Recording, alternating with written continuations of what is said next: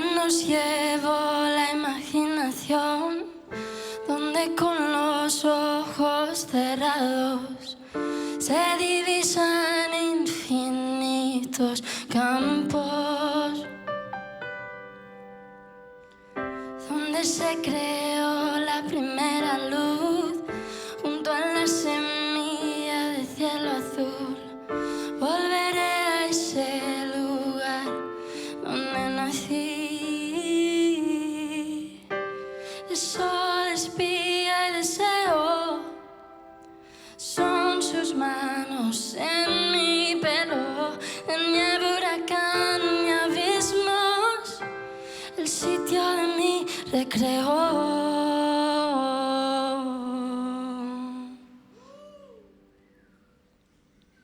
Viento que en su murmullo parece hablar, mueve el mundo con gracia, le ves bailar, y con él en el escenario de mi hogar.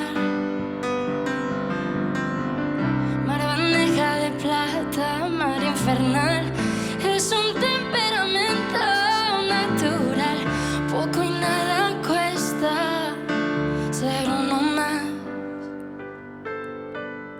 El sol espía y deseo, son sus manos en mi pelo, en nieve, huracán y abismos, el sitio de mi recreo. Silencio, brisa y cordura.